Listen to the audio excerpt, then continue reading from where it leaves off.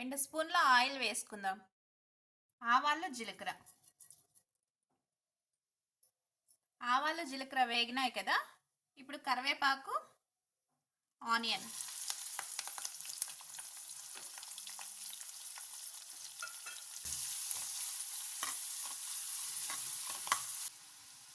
ఒక టమాటో కూడా వేసుకుందాం.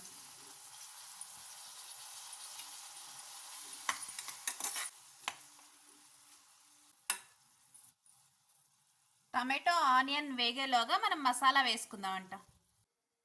అల్లం, కొబ్బరి, వెల్లుల్లి, కారానికి సరిపడా పచ్చిమిర్చి, కొద్దిగా కొత్తిమీర. ఇవన్నీ పేస్ట్ చేసుకుందాం.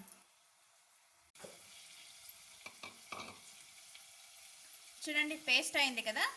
ఫుల్ ఫైన్ పేస్ట్ కాకుండా ఇలా కచ్చాపచ్చాగా ఉంటేనే బాగుంటుందండి. ఆనియన్, టమాటా మగ్గిపోయినాయి కదా, ఇప్పుడు పేస్ట్ చేసుకున్నాం కదా, ఈ మసాలా వేసుకుందాం అంట.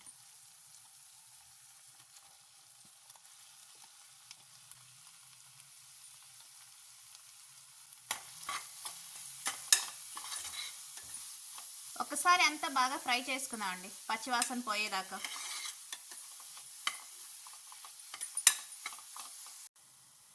పసుపు 1/2 స్పూన్, ఒక 1 స్పూన్ సాల్ట్. ఆల్రెడీ నేను అలసందలు ఉడికించేటప్పుడు సాల్ట్ వేసినానండి. ఇప్పుడు 1 స్పూన్ చాలు. 1 స్పూన్ ధనియా పౌడర్.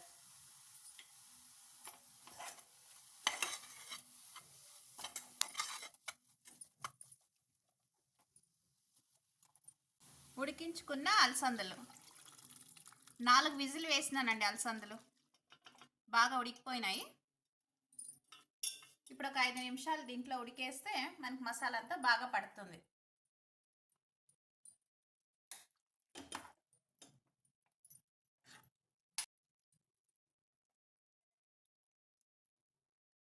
ఒక 5 నిమిషాలు ఉడికిద్దామంట.